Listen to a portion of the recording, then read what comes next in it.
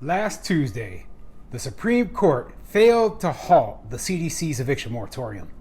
I'm Tony, and this is Real Estate Investing and Landlord News. Alright, so unless you've been living under a rock, I'm sure that you've heard the bad news. The Supreme Court has failed to halt the CDC's eviction moratorium. But there is good news in that story as well. But before I get into it, go ahead, hit that like and subscribe button, maybe leave a comment down below, and I'll keep bringing you great news about the eviction moratorium and other news that's of interest to landlords. So, this article, it comes to us from pacificlegal.org, and it says, 5 Supreme Court justices just signaled that the CDC's eviction moratorium is unlawful. Here's why that matters. Yeah, so even though the eviction moratorium wasn't halted by the Supreme Court, 5 of the justices do believe that it's unlawful. So, I mean, it's kind of a weird thing there, but let's see what the article says about it. You may have seen the few news stories reporting that the Supreme Court on Tuesday refused to halt the CDC's eviction ban. That's true as far as it goes, but the media missed the real story, which is that 5 justices on the Supreme Court signaled that they think the CDC's eviction ban is unlawful, which is, of course, exactly what the Pacific Legal Foundation has maintained since the ban was put in place. Yeah, I believe it's unlawful. I believe it's unconstitutional. Other legal professionals that believe the same thing. And our hope was that the Supreme Court would step in there and just end this whole thing. And, you know, I haven't read their decision yet to see what their reasoning is behind why they didn't. All I heard was that they didn't. Okay. But maybe this article will go more into it. Tuesday's order from the Supreme Court was in response to a motion by the plaintiffs in a suit filed in federal district court in D.C. As in PLF's cases against the moratorium, the plaintiffs in the D.C. case argued that the CDC lacks the statutory authority to ban evictions. The law the CDC has invoked to justify the ban allows the Secretary of Health and Human Services to take measures to prevent the spread of disease across state lines. Like many statutes, it lists the types of measures Congress had in mind: inspection, fumigation, disinfection, sanitation, pest extermination, and the destruction of infected animals, and then contains the catch-all phrase, and other measures, as in, his judgment may be necessary. The plaintiffs argued, as did PLF in our cases, that these other measures must be limited to the kinds of things already listed in the statute. Amen. Okay? Thus, the CDC is probably authorized to institute mask mandates in interstate transportation or to ban the interstate sale of infected turtles, as it once did. But restricted evictions in the entire nation is far beyond what Congress had in mind when it enacted the statute. As PLF argued in its suits against the ban, if the CDC can ban evictions because infected tenants may come in contact with people who then cross state lines, then the CDC has the power to control every human interaction in the nation. Yeah, that's basically like you opened up, gave them unlimited power. You can control every human interaction. You can say, well, people can't leave the house because they can become infected.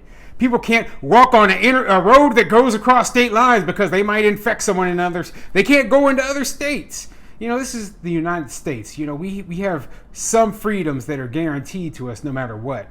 And when you're talking about this kind of power given to a single government agency, it's ridiculous. It's out of control, okay? It is unbelievable.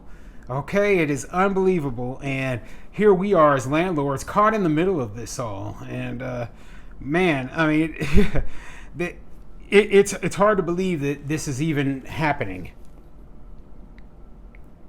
Fortunately, the court in the DC case agreed with the plaintiffs and struck down the ban. Unfortunately, the court immediately stayed its own order so the government could appeal, thus giving the plaintiffs in that case a Pyrrhic victory. They appealed the stay to the DC Circuit Court of Appeals, which upheld it, and then to the U.S. Supreme Court. On Tuesday, the court denied their application and left the stay, and thus the eviction moratorium in place, which is what all the news reports said. Yeah. Yeah, that's exactly what they said. And, the Supreme Court really shouldn't have denied this application. They really needed to nip this in the bud because this can cause problems going into the future. Don't they realize that? Okay? What happens the next time that there's some sort of flu or virus going around the country? Are there going to be other government agencies that are going to abuse their power and put even more restrictions on us? I mean, maybe, because they didn't step in there and stop this before it even started. This is a problem right now, and they just weren't willing to take it on and stop it. What they didn't make very clear is that 5 justices in the court almost definitely think the moratorium is unlawful. That's an odd conclusion to be drawn from an order that leaves the moratorium in place, but it has to do with a combination of dissenting and concurring justices. 4 justices, Thomas, Alito, Gorsuch, and Barrett, would have overturned the stay, which almost definitely means they think the moratorium is unlawful. Justice Kavanaugh agreed with the majority's decision to keep the stay in place, but only because the moratorium is set to expire at the end of July, and he believed leaving it in place will allow for additional and more orderly distribution of the congressionally appropriated rental assistance funds. But he also bluntly stated that he agrees with the district court and the applicants that the CDC exceeded its existing statutory authority by issuing a nationwide eviction moratorium. I mean, come on, Kavanaugh here, okay?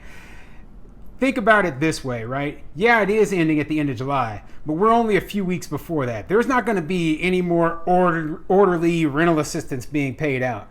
Right now, it's a mess, okay? It's a complete mess. The money isn't getting to those who need it. Tenants are going to be evicted anyway, regardless of if it ends tomorrow or if it ends at the end of July. So let's just end this thing now. You need to write down, put it in paper that this thing is unlawful so that they don't do it again. That's the whole point, okay? Not that, we want to kick people out any sooner, but we want this to never happen again. And by not accepting this application, not looking over the case, not throwing this thing out immediately, now you've left the door open to this happening again. Oh, man, and I'm frustrated with that because this should never happen again. There should never be a nationwide eviction moratorium put on by the CDC. I'm no fan of Justice Kavanaugh's pragmatic stance, but it's big news that 5 justices on the court likely think the CDC went too far. It's hard to say whether it will ultimately make a difference in the cases challenging the CDC's ban, because the government will no doubt argue that the cases are all moot once the moratorium expires. However, that question is resolved. The court's order in this case could well signal the court is more willing to rein in the administrative state, at least in cases where agencies aggressively and expansively interpret their own power. Perhaps it's premature to draw that conclusion, but PLF's win in Cedar Point, among other things this court has done, seem to indicate that we have a Supreme Court that is more open to restraining government and protecting liberty than at any time in recent history. We'll know soon enough, as PLF will keep pitching good opportunities to the court to right many of the wrongs of its predecessors. Well, here's one thing that I will say, okay? For any landlords that are unable to get rental assistance but were still affected by the rental moratoriums, and if you have the money to go after the state governments or even the CDC itself, I mean, I say sue them, okay? I would sue the CDC. I would go as far as I could, I'd be like, okay, listen, the CDC put the eviction moratorium in place, and then they said that I didn't qualify as a landlord for rental assistance because of ABC. Maybe your tenant didn't want to apply, maybe your tenant made too much money or whatever, but I couldn't evict my tenant nonetheless. So I am going to sue the CDC for basically destroying my business. And I would have a good paper trail and, find a good attorney, and I would sue them because they're the ones who caused me to lose that much income, and I had no recourse whatsoever. I mean, I don't know if that's a good lawsuit or not, but, in my mind, it is a good lawsuit. So, yeah, this whole thing, the Supreme Court, they are letting the eviction moratorium go till the end of July.